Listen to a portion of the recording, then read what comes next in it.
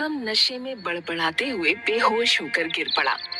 Beer की कई खाली बोतलें इधर उधर फैली पड़ी थीं।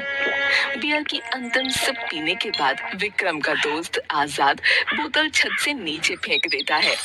अमन और अन्य लड़के उसकी तरफ देखते रह जाते हैं। क्या यार, तुमने तो सारी की सारी बोतल खत्म कर दी यार। है? उसी वक्त विक्रम के मोबाइल पर रिंग बजती है। सारे लड़के विक्रम के मोबाइल की तरफ गौर से देखते हैं। यार ये विक्रम के डैड का कॉल है यार, और अपना विक्रम तो पीकर टल्ली बड़ा है यार। अब क्या करें भाई? है कॉल मत उठा भाई, फोन अपने आप बंद हो जाएगा। यार रुक जा, मैं उसे जगाने की कोशिश करता हूँ यार। दोबारा मोबाइल पर रिंग बजती है। अमन विक्रम को जगाने की कोशिश करता है। अरे यार ओए, उठ भाई। ओ भाई देख, तेरे डैड का कॉल आ रहा है यार। आजाद पानी की बोतल लेकर पानी के कुछ छींटे विक्रम के चेहरे पर मारता है। विक्रम की आंखें खुल जाती हैं। अबे साले, तुम दोस्त हो या दुश्मन बे? अरे यार तेरे डैड का कॉल आ रहा है यार। विक्रम हड़बड़ाकर उठकर बैठ जाता है और झट से अपने मोबाइल को हाथ में लेकर कॉल रिसीव करता है। Yes dad. बेटा मैं कब से तुम्हें कॉल कर रहा था। तेरी मम्मी और मैंने तेरे लिए एक लड़की पसंद की है। अपने पास के मंदिर वाले पुजारी ने तेरी मम्मी को वो तस्वीर दिखाई है। पर डैड अभी मेरी पढ़ाई तो पूरी हो जाने दीजिए। अरे बेटा, हम कौन सी तेरी शादी कल के कल कर रहे हैं। तेरी पढ़ाई पूरी होने के बाद ही तेरी शादी करेंगे, फिक्र मत कर। और हमने तस्वीर देखी है, लड़की दिखने में बहुत अच्छी है, और तो और तेरे हॉस्टल से थोड़ी दूर पर ही रहती है। मैंने उसकी तस्वीर और एड्रेस तुझे व्हाट्सएप कर दिया है, तू देख ले। अगर तुझे पसंद आए तो हम बात आगे बढ़ाएंगे, वरना कोई बात नहीं। विक्रम अपने दोस्तों की तरफ देखता है। सारे दोस्तों के चेहरे पर मुस्कान होती है। विक्रम इशारे से उन सबको शांत रहने के लिए कहता है। ओके डैड, मैं फिर कभी मिल लूंगा। फिलहाल अभी मैं अपने दोस्तों के साथ अपनी स्टडी में बिजी हूँ। ओके बेटा, मैं फोन रखता हूँ।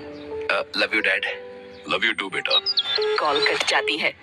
विक्रम मोबाइल पर व्हाट्सएप खोलता है और मोबाइल स्क्रीन पर एक सुंदर लड़की की तस्वीर होती है।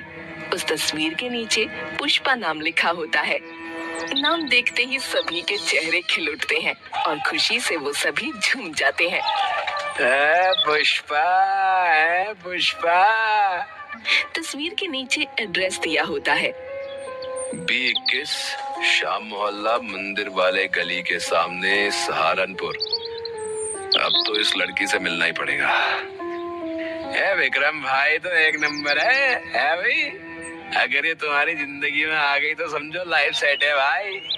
तो सही बोल रहा यार, ये लड़की पूरी परी है, परी। इसके लिए तो मैं अपनी जान तक दे सकता हूँ यार। विक्रम मोबाइल पर लड़की की तस्वीर चूम लेता है। यस।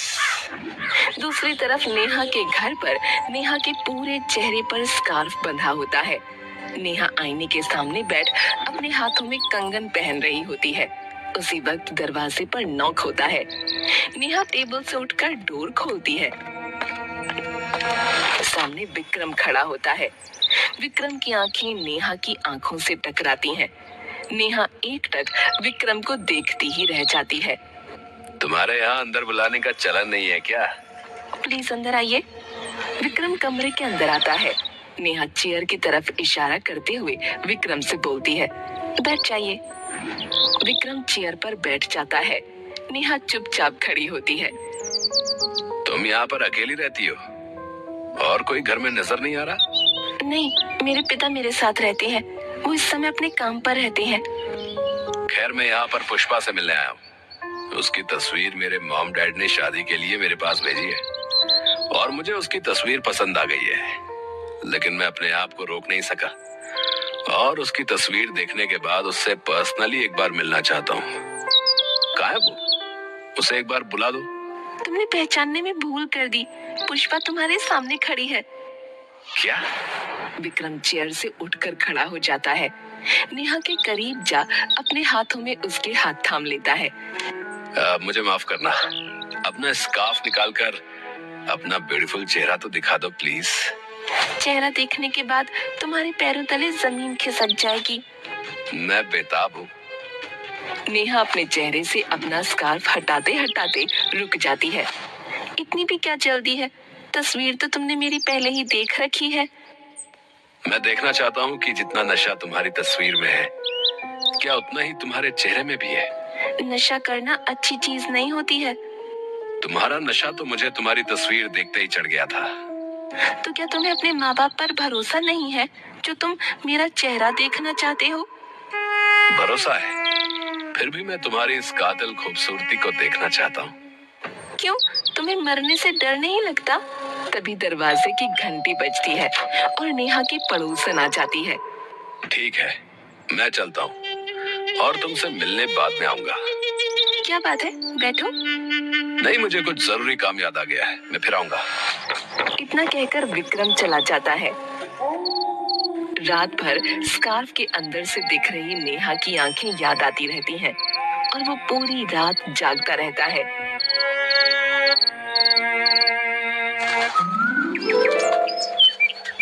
दूसरे दिन वो फिर से नेहा से मिलने पहुंच जाता है। नेहा दरवाजा खोलती है। तुम आज फिर आ गए? क्या हुआ, रात भर सो नहीं सके? नहीं, बस इधर से गुजर रहा था तो सोचा तुमसे मिल लेता हूँ। अंदर आओ। आज तो अपनी खूबसूरती का चांद मुझे दिखा दो। कल तुम्हारी पड़ोसन ने आकर सब गड़बड़ कर दी थी। नेहा हंसने लगती है।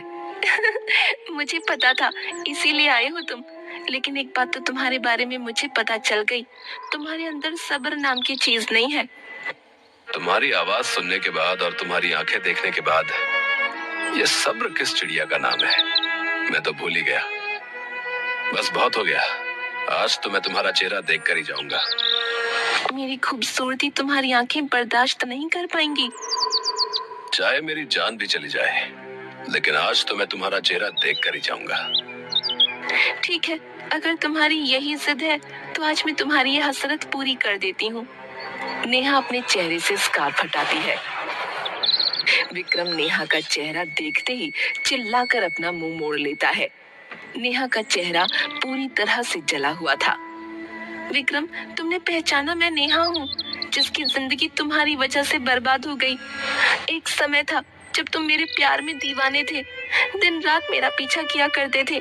पर जिस दिन मैंने तुम्हारे प्यार को ठुकरा दिया, उसी रात कुछ अनजान लोगों ने मेरे चेहरे पर तेजाब फेंककर मेरा चेहरा पूरी तरह से बर्बाद कर दिया।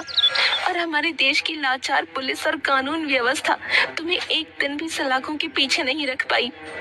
मैं क्या कर सकता हूँ, मैं पूरी तरह से निर्दोष था, इसलिए पुलिस ने मुझे छोड़ दिया। ये क्यों नहीं कहते तुम्हारे डैड के पैसों के सामने पुलिस बिक गई? अब तुम्हारी जिंदगी बर्बाद करने वाला कोई और होगा, लेकिन इस टाइम मैं पुष्पा से मिलना चाहता हूँ। प्लीज एक बार उससे मिला दो। जिस दिन से उसकी तस्वीर देखी है मैंने, उस दिन से बस दीवाना बन बैठा हूँ उसका। फिक्र मत करो, वो टाइम भी जल्द आएगा जब तुम्हारा सामना पुष्पा से होगा। लेकिन अब तुम यहाँ से जा सकते हो। विक्रम कुछ सोचते हुए नेहा के सामने से मुड़कर चला जाता है। नेहा गुस्से में टेबल पर रखे ग्लास को उठाकर शीशे पर फेंकती है और शीशा टूट जाता है। दूसरी तरफ विक्रम अपने दोस्तों के साथ सिगरेट पी रहा होता है। सारे दोस्त बारी बारी से एक ही सिगरेट एक दूसरे के पीने के बाद पीते हैं। उसी वक्त विक्रम के मोबाइल पर रिंग बजती है। देख यार, तुझे कौन याद कर रहा है? विक्रम, ये जरूर तेरे मॉम डैड का कॉल होगा।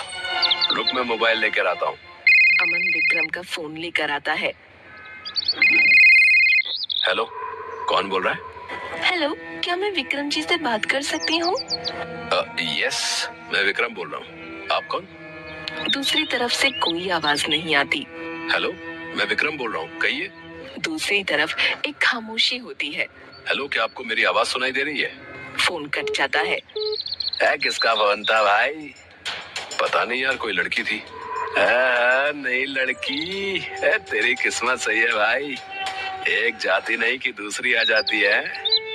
विक्रम मुस्कुराता हुआ वहाँ से चला जाता है। कुछ दिन तक इस अनजान कॉल का सिलसिला चलता रहा। फोन पर कोई हेलो बोलता और बाद में कुछ भी नहीं बोलता। थोड़ी देर बाद फोन कट जाता।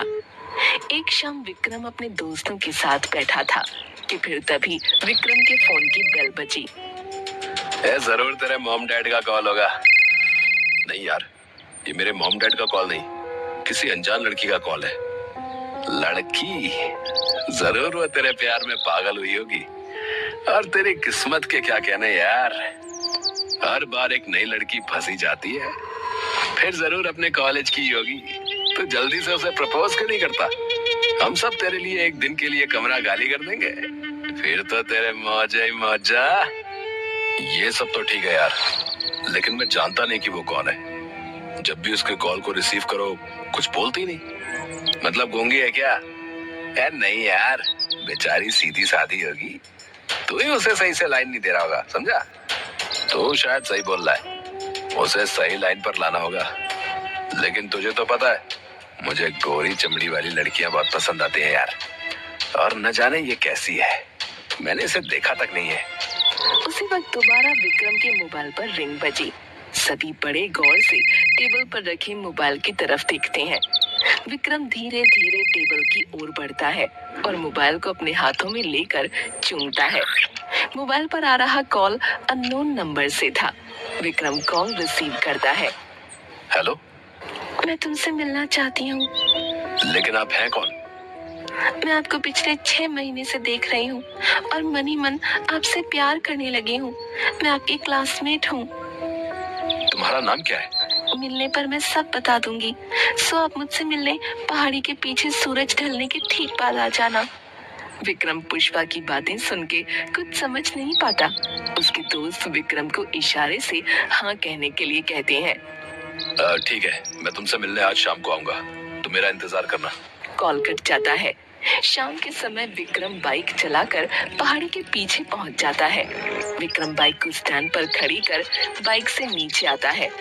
विक्रम अपनी नजरें चारों तरफ घुमाता है, उसे कोई नहीं नजर आता। सूरज ढल रहा होता है कि तभी विक्रम की नजर पहाड़ी के कोने पर एक चट्टान पर बैठी हुई एक लड़की पर पड़ती है। लड़की विक्रम की तरफ अपनी पीठ करके बैठी थी। विक्रम उसके पीछे से चलते हुए उसके करीब गया। तो तुमने ही मुझे कॉल किया था? एक पल के लिए लड़की ने कोई जवाब नहीं दिया। मैं तुमसे ही बात कर रहा हूँ, क्या तुमने ही मुझे कॉल किया था? लड़की दोबारा कोई जवाब नहीं देती। विक्रम गुस्से में उस लड़की का हाथ पकड़ अपनी तरफ खींचता है। विक्रम के सामने नेहा होती है। तुम? हाँ मैं। तुम्हें तो झटका लगा होगा कि एक नई लड़की हाथ लगते लगते बच गई, क्यों है ना? तुझे अपनी हवस बुझाने के लिए हर बार एक नई लड़की का इंतजार रहता है और तू हर बार एक नई लड़की को अपने जाल में फंसा भी लेता है। लेकिन अब तेरा ये खेल ज्यादा दिन नहीं चलने वाला। बकवास बंद कर। पुष्पा कहाँ है? पुष्पा उन लड़कियों में से नहीं जो तेरे जैसे के चंगुल में फंसने वाली है। वो एक ऊंची चीज है, तेजाब है, तेजाब, जो तुझे जलाकर भस्म कर देगी। मैं उस तेजाब में जल जाना चाहता हूँ। वो परी है, उसका आज किसी भी लड़की से कोई मेल नहीं है। नेहा अपने सूट से एक चाकू निकालकर विक्रम की गर्दन पर वार करने की कोशिश करती है। विक्रम नेहा को अपने हाथों में दबोच लेता है। नेहा और विक्रम के बीच खूनी जंग होने लगती है। विक्रम से लड़ते लड़ते नेहा थक चुकी थी और विक्रम उसे धक्का मारकर पहाड़ी से नीचे फेंक देता है। चीखते हुए नेहा पहाड़ियों से गिरकर अपनी जान खो देती है। अपनी आंखों के सामने नेहा की मौत देखकर विक्रम बहुत घबरा जाता है और किसी तरह खुद को संभालता हुआ अपने दोस्त अमन के पास पहुंचता है। विक्रम को देखकर अमन, क्या हुआ भाई? विक्रम, भाई तू इतना घबराया हुआ क्यों है? और तेरी ये हालत किसने की? घबराहट के मारे विक्रम के मुंह से कुछ नहीं निकलता। चल तू पहले अंदर चल, ये ले पानी पी। भाई मैंने उसे जानबूझकर नहीं मारा, उसने ही पहले मुझ पर चाकू से वार किया था। मैं तो खुद को बचा रहा था और पता ही नहीं चला कि वो कब पहाड़ियों से नीचे गिर गई। अबे यार तू किसकी बात कर रहा है? अबे यार नेहा की। लेकिन तू तो पुष्पा से मिलने गया था ना, वहां नेहा कहाँ से आ गई? भाई मुझे नहीं पता, बस जो हुआ मैंने अपनी जान बचाने की कोशिश की थी और कुछ भी नहीं। मेरी बात ध्यान से सुन, कुछ नहीं हुआ, ठीक है? तूने कुछ नहीं किया, तू किसी से मिलने नहीं गया था। बस अब इसके बारे में तू किसी और से बात नहीं करेगा। जो हुआ वो सब सपना था, इसमें तेरी कोई गलती नहीं है।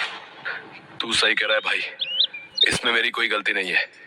मैंने कुछ भी नहीं किया, मैं निर्दोष हूँ। विक्रम एक आवारा किस्म का लड़का है। नई नई लड़कियों को फंसाना, कुछ समय बाद उन्हें छोड़ देना, उसके लिए ये सब कुछ सामान्य सी बात है। 2 दिनों बाद विक्रम टेलीविजन पर पुष्पा मूवी देखते हुए जोर जोर से हंस रहा था। दीवार पर टंगी घड़ी में रात के 1 बज रहे थे। उसी वक्त टेबल पर रखे विक्रम के मोबाइल पर रिंग बजी। विक्रम अपनी चेयर से उठकर मोबाइल अपने हाथों में लेता है। विक्रम की नजर मोबाइल की स्क्रीन पर पड़ती है और स्क्रीन पर पुष्पा नाम लिखा होता है। पुष्पा? ये पुष्पा कौन है? मैं तो किसी पुष्पा नाम की लड़की को जानता तक नहीं। मोबाइल पर बज रही रिंग बंद हो जाती है। विक्रम की नजर टेलीविजन पर पड़ती है और टेलीविजन पर दिख रही पुष्पा स्क्रीन पर हंसती है। दोबारा विक्रम के मोबाइल पर पुष्पा का कॉल आता है। विक्रम कॉल रिसीव करता है। हेलो हेलो, कौन बोल रहा है? मोबाइल पर आवाज आती है, Vikram I love you. Vikram डर से कांपने लगता है और झट से कॉल को कट कर देता है। ये मुझे क्या हो रहा है? मुझे हर तरफ पुष्पा ही क्यों नजर आ रही है? मैं अमन को कॉल करता हूँ। विक्रम अपने मोबाइल पर अमन का नंबर डायल करता है। कई बार रिंग बजती है। कहाँ हो अमन? प्लीज कॉल रिसीव करो भाई। प्लीज भाई कॉल रिसीव करो जल्दी। अमन साइट पर काम कर रहा था। उसी वक्त अमन का ध्यान अपने मोबाइल पर गया और अमन कॉल रिसीव करने लगा। यस विक्रम, क्या हुआ? तो अभी तक सोया नहीं? अरे यार, मेरे मोबाइल पर किसी पुष्पा नाम की लड़की का कॉल आया था। क्या तू पागल हो गया क्या? देख, ऐसा नहीं हो सकता। मुझे लगता है तू पुष्पा मूवी देख रहा था, उसी का असर है। तुझे फिल्मी फोबिया हो गया है। मेरी बात मान, तू टेलीविजन बंद करके चुपचाप सो जा। सुबह तक सब सही हो जाएगा, समझा? हाँ यार, तू शायद सही बोल रहा है। डर से विक्रम का मोबाइल हाथ से छूटकर जमीन पर गिर गया। कुछ ही समय में चारों ओर शांति छा गई। तभी अचानक दोबारा मोबाइल फोन बजा और विक्रम उस मोबाइल को फर्श पर से दोबारा उठाकर रिसीव करता है। मोबाइल से पुष्पा की आवाज आती है, मैं तुम्हारा पहाड़ी के पीछे वाले जंगल में इंतजार कर रही हूँ। मेरे अंदर एक प्रेम की ज्वाला जल रही है। तुम उस ज्वाला को बुझा सकते हो। प्लीज मुझसे मिलने जल्द से जल्द आ जाओ। कॉल कट जाता है। विक्रम कमरे से बाहर निकलता है।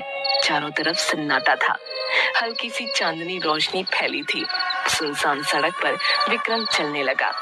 सड़क पर चलते चलते विक्रम काफी दूर आ गया। उसे नहीं समझ आ रहा था कि किस रास्ते जाना है। उस वक्त एक तेज प्रकाश उस पर पड़ता है। विक्रम पलटकर पीछे देखता है। सामने से एक तेज रफ्तार में मोटर बाइक उसकी तरफ आ रही थी। रफ्तार से बाइक अपनी ओर आते देख विक्रम सड़क पर भागने लगता है। भागते भागते विक्रम थककर सड़क पर गिर जाता है और मोटर बाइक उसके पैरों पर चढ़कर चली जाती है। विक्रम चीखते हुए सड़क पर पड़ा होता है। नहीं। बाइक लौटकर दोबारा विक्रम के करीब आकर रुक जाती है। बाइक को स्टैंड पर लगाकर नेहा नीचे उतरती है और अपने सर पर लगाए हेलमेट को हटाकर विक्रम के सामने खड़ी होती है। दर्द से चिल्लाता हुआ विक्रम नेहा की तरफ देखता है। पुष्पा कोई और नहीं, एक छल था तुम्हें जाल में फंसाने का। उस दिन पुलिस से तुम्हें कोई सजा नहीं दिलवा पाई, लेकिन आज तुम्हें सजा पुष्पा देगी, यानी नेहा। नेहा दोबारा बाइक पर बैठती है और दोबारा सड़क पर पड़े विक्रम के ऊपर से उसे चढ़ाकर चली जाती है। विक्रम वहीं पर पड़ा अपना दम तोड़ देता है।